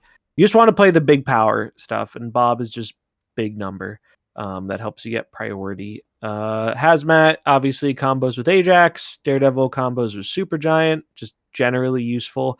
It's especially nice though because when you see what they're doing, it helps you decide what the play is, because you can be like, all right, well, I could hide my Ajax down on turn 5 and then it won't get revealed to the end of the game. Or I see they're playing, a Sage or a Hitmonkey, or they're hiding something, that's going to get big. I'll put a Shadow King there if I'm going to flip second or whatever. So Daredevil really helps you plan things out well. Negasonic has always been an all-star with Supergiant. because even if you don't have Prio, Negasonic can snipe the thing that reveals at the end of the game, or you can even snipe just on turn 5 in general with Daredevil without Supergiant. It's a really cool list. It Luke looks really Cage fun. Yeah. just turns off the negative affliction stuff. Playing mirrors of this deck or versus other Ajax decks, Luke Cage is just such an absolute all-star. Man Thing really helps you crush the bounce decks because they have so many small things. Ajax is just the biggest mid-range threat in the game. Ajax he's infinite at home. He just gets so arbitrarily large. He usually wins a lane on his own, and then you just have to focus on winning another one. And the deck has enough power and affliction to where you can win a lot without Ajax too, and that's probably why it's so good. Wouldn't Infinite be Infinite at home? No, because Infinite's actually seeing play nowadays thanks to War Machine. Oh, yes, of course. Yeah. But Copycat's my personal little meta slot. The more stock list uses Cosmo. Realistically, I think you could play just about any good statted 3-drop in that spot. I think you could play Speed. I think you could play Gladiator. I think you could really... You just want to play something that is either interacting or has points to get you priority, because this deck wants priority most of the time. And yeah, it's good. It's good. It's fun. This is one of the few decks in the meta I think plays out differently than the rest of the pack, and I find just very very fun. Bob swap, always Silver Sable if you have her. If you don't have Sable, it's a little harder. I'm not gonna lie. Like, just pick a 1-drop, I guess. But Silver Sable, if you have her, is the universe. Almost every deck I play Hydra Bob in, because you get that question a lot because a bunch of people don't have Hydra Bob. It's usually Silver Sable. Silver Sable is like she's Bob at home. She's good. She's good. Fun fact before we move on, I still don't own Supergiant. You could change that as early as next week if you want to. She's in the caches next week. We'll have to see the card that she's included with. Supergiant is a card that I would like to have. So it's the one we talked about earlier, Anti-Venom, Supergiant, and I don't know the third, but I can quickly check. I really don't want any Venom. Let's see. The third card, it's Ghost Spider. It is Ghost Spider. So perhaps not the most value week, but I mean, two cards is not a terrible value week. I'll have to think about it. Supergiant's awesome though. She's so fun. Like if you haven't tried Supergiant, or if you're just picking her up next week because of spotlights, I would highly recommend giving this deck a try. I think it's the best Ajax deck. There are a lot of different Ajax decks floating around. To me, this felt like the best one. Sweet. Yeah, it's fun. So I really wanted to talk about this because I feel like there's been a lot of like adjacent controversies in other games that mirror this, but some sharp-eyed Twitterers noted that the upcoming White Queen bundle was created by 138 Game Art Studio, and there is a ambiguous description of what they offer in terms of services on their website that mentions that they use AI tools. Now, this comes on the heels of a similar controversy in Hearthstone happening, where an upcoming bundle of pixel, ironically, pixel portraits, I wonder where they got that idea from, was clearly, like, it's been pretty much proven beyond any doubt that it was created with AI tools. Oh, 100%. I looked through Yeah, it, and I saw that too. They're pretty. They're just bad. straight up. Someone put those in a prompt, and that's what maybe they cleaned it up a little. But yeah, those were.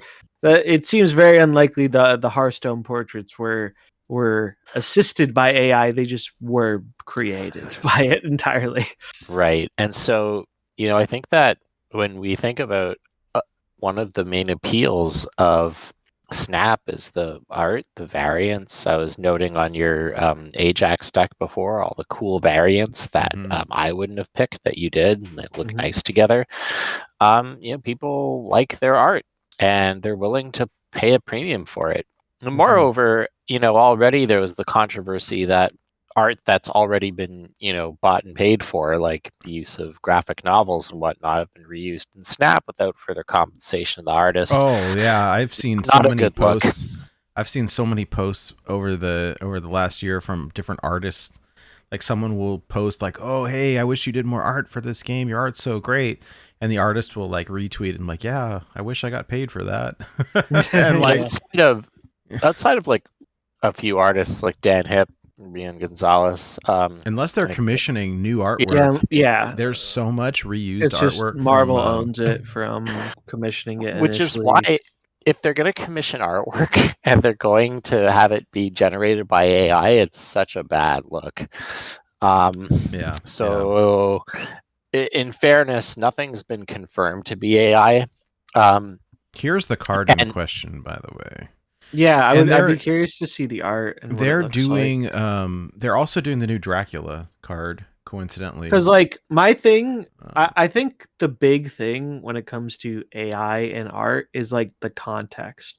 Like in the context of the Hearthstone one, I think it's obvious why a lot of people view that as negative, because if the person didn't actually put in real work into creating the art and they just essentially put it into a prompt, the prompt made it, maybe they did a little bit of workshopping, but they weren't the one who like put those pixels down and made it look like it looks. I think that is generally viewed as very off-putting. The real pixel art is very cool and very difficult to do. Yeah, it's hard to do very well, right?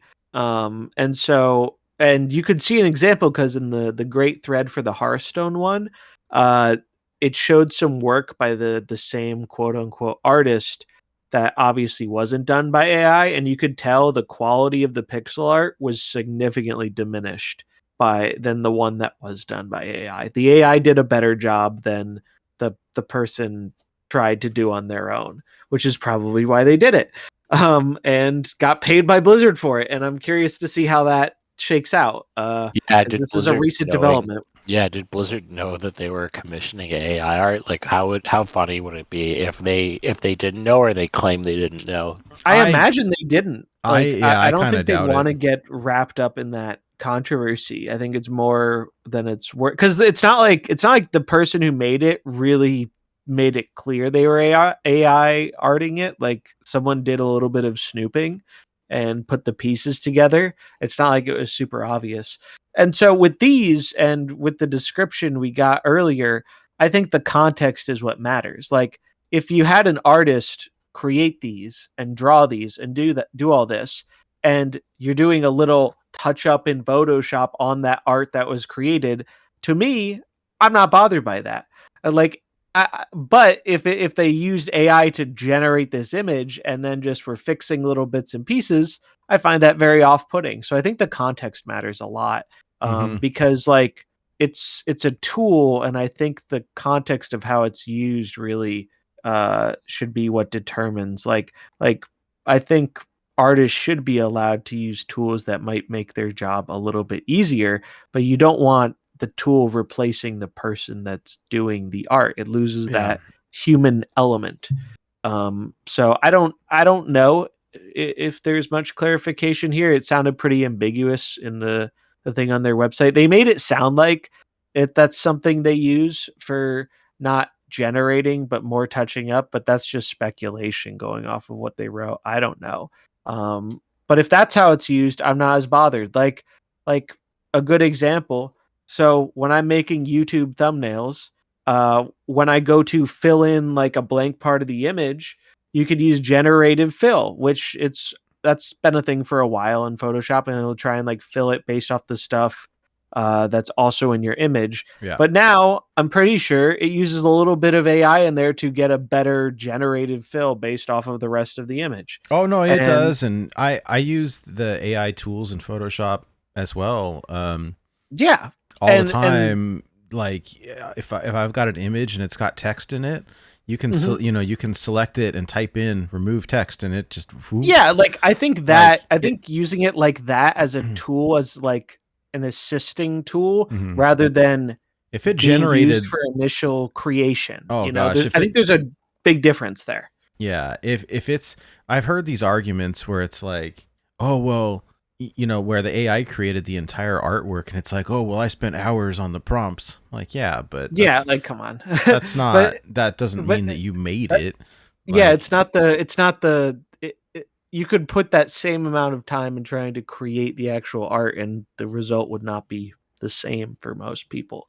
So it's not really a time thing. It's like, because with art, it's not just the time you put into making it; it's all the time you put in before mastering that craft, right? Like even, I mean, you could apply the same thing to like Photoshop. The first time you use Photoshop, if I go ask Nate to make me like a funny like image for the podcast, maybe it only takes him 10 minutes, 5 minutes, however long, but that's because he spent all this time before like getting better oh, at it and learning it. learning it. Yeah, And that's that's what the same thing with art, you pay to the me. premium for the speed that took 20 years to build. Yeah, Exactly, exactly. like Yeah. someone building their craft and whatnot. And as I think we all really like the art in the game, I think it's very fair to have concerns about AI art. And I'm curious. I mean, this was just asked over the weekend, so nothing's been said about it.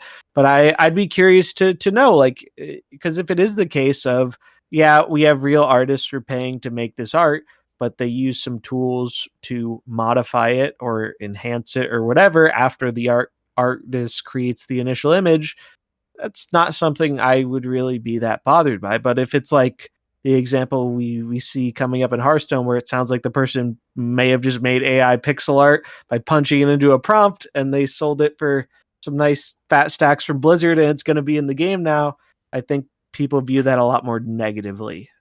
So I think it's one of those things we'll have to wait and see on. And this is only going to become a more difficult problem over time as AI improves. Oh Because yeah. right now, there are a lot of things you can search for in the image that can give it away a bit. Like they noticed a few in the thread detailing the Hearthstone one, they noticed a few things that were off that just wouldn't really make sense for the artist to do, and it didn't reference the original image of the character correctly. And it was like little bits and pieces, but as that stuff gets improved upon, it's going to be harder and harder to actually distinguish when a person is creating the work versus it just being generated by a prompt. And it's worth noting, part of the reason people get so frustrated about it being generated by a prompt is because those prompts are trained on art from artists, so that it's learning off of the skills. The computer's trying to steal and emulate this style. Right. And I think that's where a lot of the controversy comes from, because that style took a lot of time and effort to craft and make, and the computer is just kind of saying, "You made this, I made this." Exactly. Well, and I think artists, like, it takes a lot of time to, you go to school and you spend years mastering the craft, and then some computer learns your style, and then some. And it's not known for being the most profitable profession. Trust me, I have a good No. number of artist Oh friends. no. Like, you have to be in it because you're passionate about it. You're not becoming an artist to make fat stacks. No, I for the tried it, most and part. I switched career paths because there's no money in it. Everybody wants work It's for free. Nobody wants to pay. Everyone wants to pay later. And that was I before mean, AI was providing all these issues. Now it's like even more challenging. So yeah, it's I think rough. it's good for these issues to be brought up and talked about, because it's a complicated and difficult topic. Because if you think about it, well, if art goes the way of AI and you see less real artists, pursuing art and creating art, there's going to be less to train the AI off of, and eventually you're going to have the AI training off of its own images and other AIs, and you just lose all the human expression that really makes art what it is to a lot of people. It is getting better pretty quickly. I remember that, like, early on, I spent some time with Midjourney and stuff, and you get some cursed images with, especially like hands would be always messed Yep, up. I remember And that well. It wasn't that long ago. It was like a year no, ago, yeah, maybe under. it's learning very fast. Yeah, yeah. So it's interesting, but You I'm can curious to teach it. see I what they mean, say I about haven't this. spent very much time on it. I used Midjourney for a little bit, but I didn't want to pay for it, and so Safety I was using it to help build decks. He was teaching the robot Marvel Snap and seeing what it was saying about new cards and how they would build new decks, and I thought that was very funny. Oh yeah, no, I pay for ChatGPT. It's a super great tool. I use it all the time, especially at work. It's fantastic, but it's just that, right? It's a tool, and if it replaces like the brain from your head or the skill from your craft, it's not good. Yeah, I can't imagine what it's like being in the education system nowadays post Chat GPT. I'm sure that could be its own podcast topic. It's Well, kind now of they use AI to detect AI plagiarism. Yeah, Yeah. I've heard about that, and I've seen some real rough things come of that, where it's like someone does all their own work, and then the computer's trying to tell you, no, actually, 60% of your work has been AI generated, even when the person made it all themselves. And Wow. I think that I have an AI plagiarism tool if you want to play with it later. Yeah. Oh, that's fun. wild. All right. Crazy don't- times. All right, Yeah, we should get off on some crazy tangent, but that's pretty. Yeah. That sounds like fun. Well, I certainly hope that these two images on screen right now, White Queen and Dracula, are not AI. I couldn't tell, but then again, I couldn't tell the pixel Hearthstone portraits I were don't think AI most people could tell. Like, it took until a more people did detailed their analysis. yeah. So I'm sure it'll come out because it always does, whether it is or isn't. Yeah, so here's hoping we get some news on that, and I hope it is just using it as a tool, because like these are cool things and whatnot. But it would definitely feel lessened by if we found out that, oh yeah, this is just made by a computer. I'm not buying them either way, so it doesn't really affect me. Yeah, neither am I. But it's still. It's I more a mean, principle type of thing. Yeah. For a lot of people. Well, thank you for indulging me in this topic. It's something that interests me greatly. I do have one other item that I wanted to kind of check in with you guys before we wrap up. yeah. By virtue of the date that we're doing this flexible podcast on, the next season's right around the corner. Mhm. And with it comes a new pass card. And would be a good opportunity to hear if y'all think it's something that for the sometimes season pass buyers, if this is a pass or if this is a scoop. Mhm. And the new card is Surtur. Pretty cool art. A 3/5, pretty good stat line that reads: after you play a card with 10 plus power, this gains +3 power. This is a triggered ability, so it's not an ongoing, so it can't be interacted with by like Enchantress or Rogue. Very point slammy. This seems like a natural fit with a card like Scar. This is Scar's best friend. This is Seems good. very strong. So the funny thing about this card, this was data mined a little while ago. Like, we found out about this one earlier than normal. It was a 3/5 with this exact same text. Like 2 data mines ago, they nerfed it to a 2/2 with the same text, and it seemed really bad. And then last data mine, they put it back. And so I'm guessing they thought 3/5 was too pushed, so they tried it at a smaller rate, and they realized the smaller rate was too weak, so they put it back to the pushed version. And So we know what the nerf is going to be when it gets nerfed. yeah, it's I think this card will be very strong, and if you are an enjoyer of Scar decks, which honestly I am a Scar, despite my negative feelings towards just slamming big points, like Scar is one of the few things I like slamming big points with, and a large portion of that is because I get to play the card Arrow. Honestly, that's really a big part of it. Is Arrow's a 5/10, so it has synergy, and that's probably what I'm going to try and do with this card. But yeah, it's just a Scar card. Or maybe a Namora card. Namora and Scar, I think. If you like those Searcher into cards. Crossbones. Curve Yeah. stone. Crossbone. They're a bunch now. Crossbones, new Typhoid Mary, which is better with Scar than it used to be because it only hits its own lane. Atuma, which is like a totally playable card now. New Arrow got buffed to we're getting more and more 4/10s and 5/10s, and it's been making Scar better. And I think Scar has flown under the radar a bit because if you want to do points, the Agent Venom Iron Man stuff has been the way to do it. But I think people very quickly forgot that Scar Point Slam was one of the best decks in the game, and it just got pushed out because Mockingbird got nerfed. That deck was really, really good not that long ago. And this card, I think, will bring that back fully, like 100%. This card seems very, very strong. But you do have to hit it on curve. Like, if you aren't hitting this on curve, I mean, it's still probably okay, but it is significantly weaker. Whereas if you do hit it on curve, you play this on 3, you play a 4/10 and then a 5/10, and then you have a free Scar, and that's really good.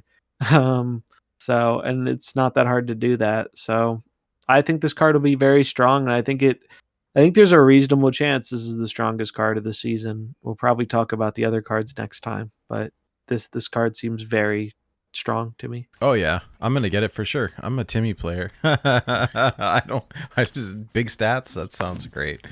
I don't mind it at all. I think it'll be fun, and I mean, I always get the season pass anyways because it's too good of a deal in a $10 for a card. You ain't getting better than that in Marvel Snap. no joke. Unfortunately, it's the sad reality of this game, but it's a good deal to get the pass because you get a bunch of other stuff, and so yeah, it's the best money you can spend in the game. Is if the I'll pass get it for card sure. interests Well, you, and buying it. then it's ridiculous. Like if you miss it and then you want it later, like you ain't getting it for probably a year. Oh, it's crazy. I was talking to somebody about this. I don't remember who. I was looking back and seeing when pass cards go into caches. A lot of them just don't for a very long time. And I could be wrong, but I'm pretty sure I'm right. Do you know? Here's a pop quiz. I'm curious if you guys can guess this. All right, so it is October. It's the 10th month of the year. What do you think the last card that was in a season pass this year? What do you think the last one of those, like the most recent one of those, is that made its way into Spotlight caches? Black Swan. Black Swan, I think was she February? I actually almost have to look and see. Yeah, I don't know. I don't know, to be honest with you. I know it's a hard trivia question, right? But I'll spoil the answer here. The answer, I believe, is Hope Summers, who was March. So it's been. I was gonna say we just got Zabu. 7 months of I was close. season pass cards coming out. Yeah, I think you were just the month before. We've had 7 months of season pass cards coming out where if you're not buying them with tokens after the fact, or you're not buying the season pass when they're there, you just don't have those cards or getting them randomly. Like they do not bring the season cards back quickly, if at all. Like they leave those out. And I don't know if that's intentional or unintentional, or there are now as many between pool 4 and pool 5. There are like over 100 cards in the higher pools. It's getting close to being comparable to pool 3 when you put them together, which is crazy. And pool 5, fun fact, pool 5 has about 2.5 times more cards than pool 4 does. So like there are some very real problems with the pool bloating upward. And it really feels like their current situation is not sustainable with card releases. And I don't think they're gonna try and find a way to make the Spotlight system better. I think they're just gonna kick the can for as long as they can, avoiding it until they eventually come up with some rework to card acquisition. But let's be honest, they've reworked card acquisition like 3 times since the beta. Could they possibly make it any worse?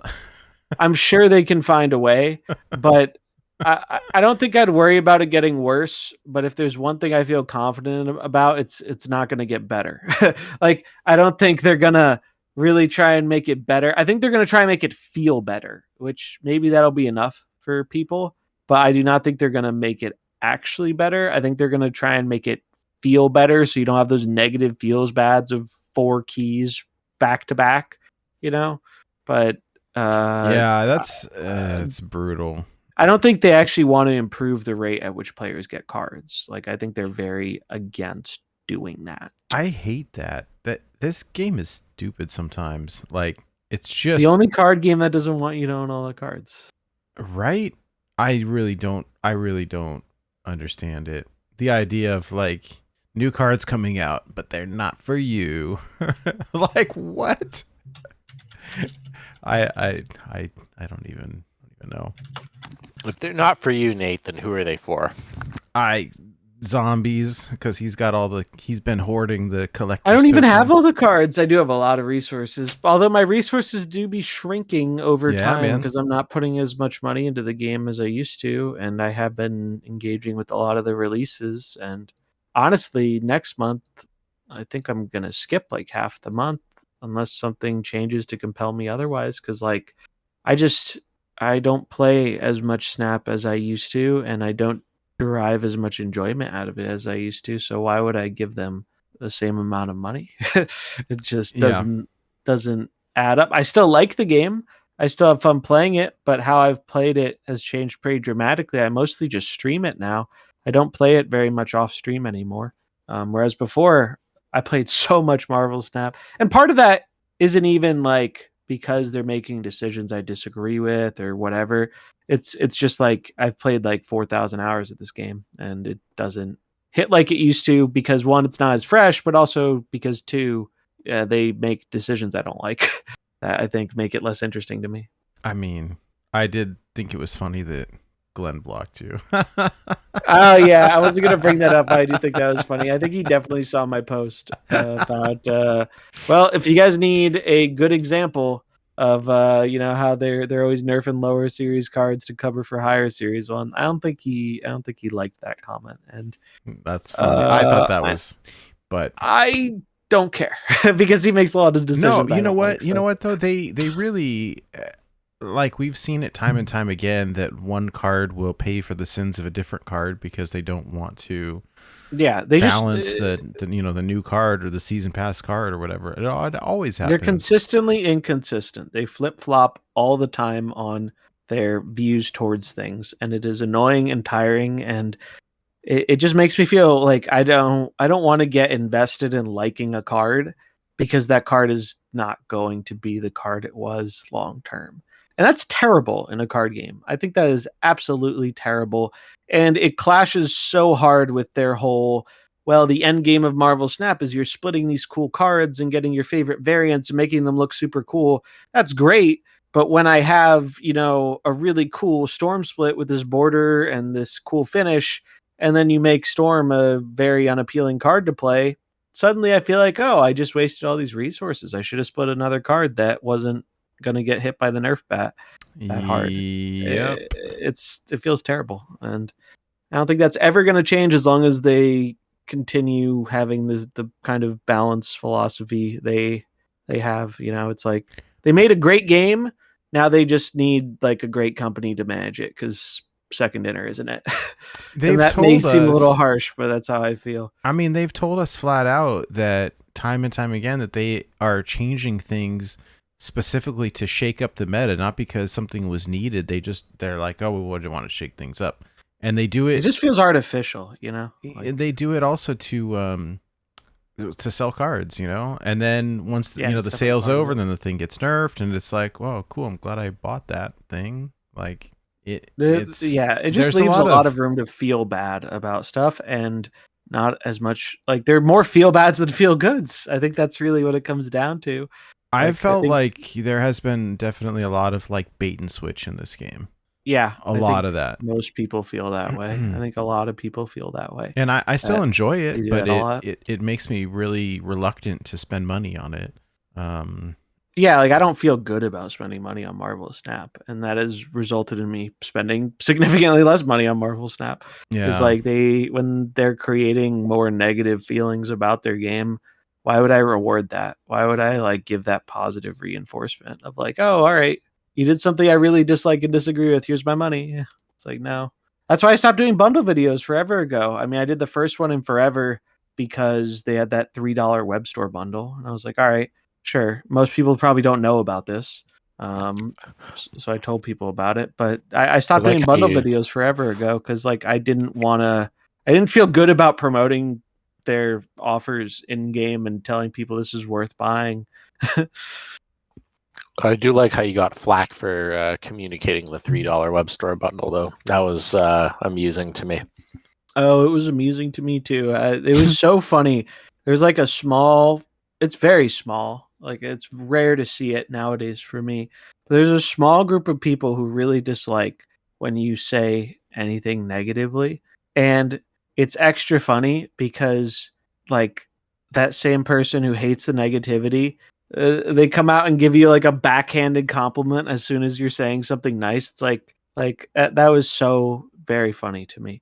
It was like, wow, finally some positivity on this channel. It's like, bro, like you don't need to be here. You're not locked in. The door is right there. Like, why do you keep coming back if you don't like the vibe? Yeah, so we figured it out, right? So there's hate watching, and like that's kind of relatable, but this is hate commenting. That's it's like next level. Yeah. So maybe this is a good place to end on. If you want to try and keep it Cosmo, hate commenting is probably not the way to do it.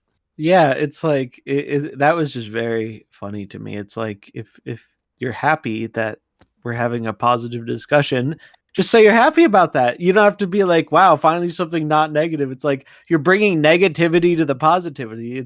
I think some people just don't think that much about it. I think because it doesn't make any sense, but that was a funny antidote. Because the more ironic thing is, if you actually look at the content I do nowadays, I'm not going to say I never complain about the game. Lord knows I love vocalizing the things I disagree with.